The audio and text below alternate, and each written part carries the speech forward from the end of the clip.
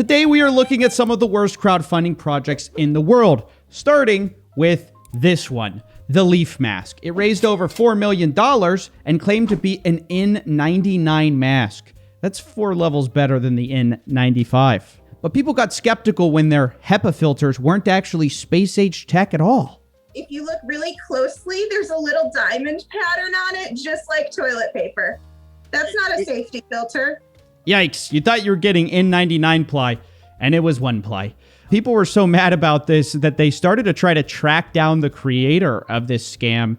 And when they finally confronted him, he gave him the oldest line in the book. How come you haven't contacted me? I came by your house. I wanted to ask you some questions. I'm just heading to the airport. You can reach out to me. Where are you headed?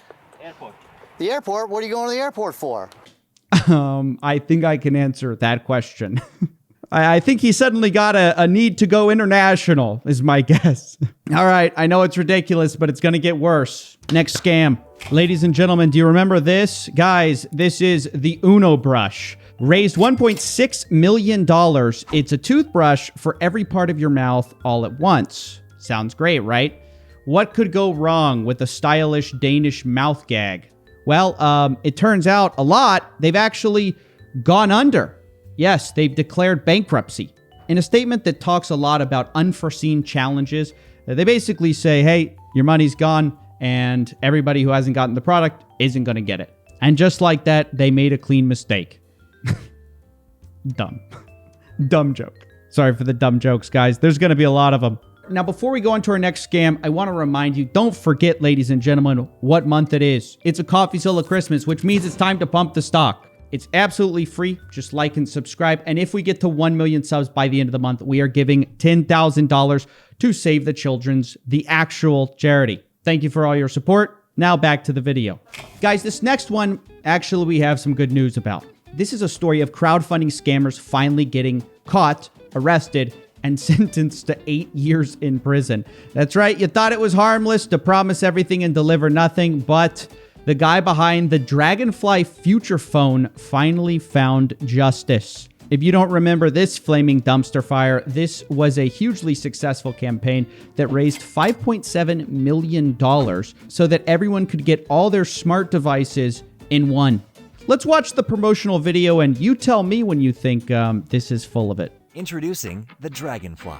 By folding and transforming, Dragonfly provides the devices you already use in an elegant new form, creating one device out of 3 to truly simplify your life. With its dual displays, everything from working, playing, and communicating becomes a breeze. Whoa, you can't do that.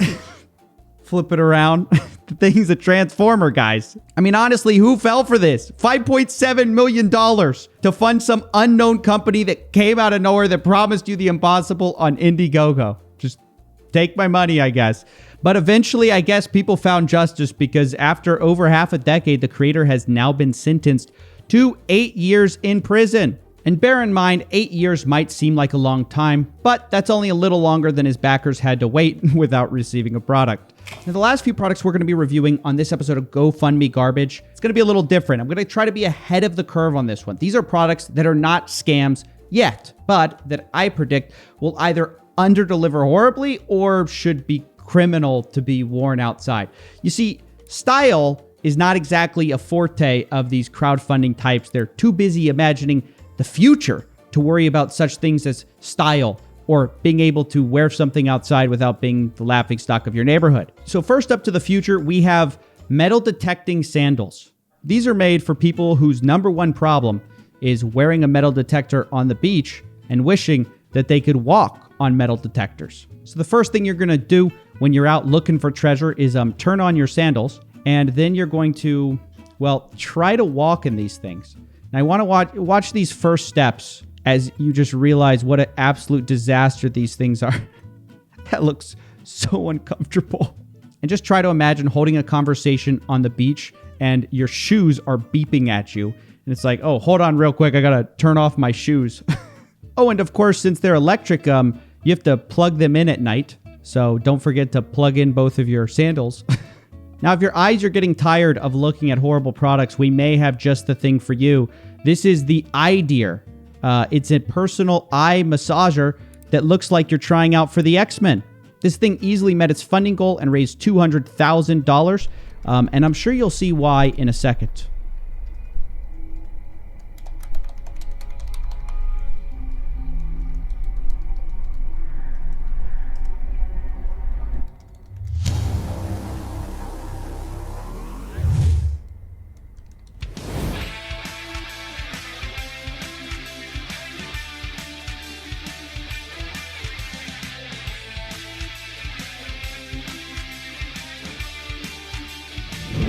Did that say truly wearable?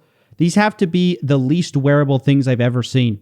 I mean, imagine putting these on anywhere. And they don't even look that comfortable to wear. Look at her eyes. This does not look like you're having a good time.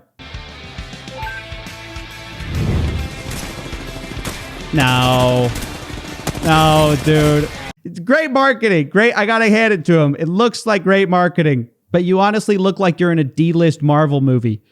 Now, last but not least, might feel like a rerun to you, this is a product called D-Mask, and if it looks similar to the Leaf Mask, it is similar, but only with one difference. This product might kill you. Here's the creator taking off this very form-fitting mask here, and here's him walking around his neighborhood like a totally normal, not at all a supervillain guy. It doesn't matter who we are. What matters is our plan. Now, why did I say it might kill you? Well, very simple reason. You see these two hoses right here in the back? Well, these are the only ways to get oxygen and carbon dioxide in and out of the mask. And since they have these long tubes, you have to force a ton of air out of your mouth to clear the tubes, and then you have to suck a lot of air back in to actually get fresh oxygen into your lungs. And all of it goes through these tiny pinholes. So, yeah, hopefully your thing doesn't actually get suction on your face, because you could very easily suffocate yourself in this stylish mask. Literally, just think about it. Most masks, you're having air and carbon dioxide exchanged all throughout the mask. This one, you have two tiny tubes that are your only lifeline. Just imagine trying to suck a long tube and it's got a bunch of tiny holes at the end, trying to breathe through that. It's a travesty.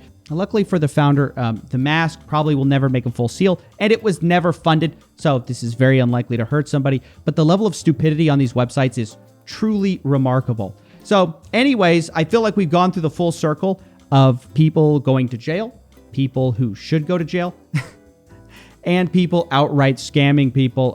That's basically it. This is your money at work, guys. GoFundMe is where your dreams go to die. Thanks for watching. I'll see you in the next one. Damn, okay. Getting by and I ain't got no bands, okay. Try your best but you won't understand, okay. You can't relate. This part of the story, don't you pan away.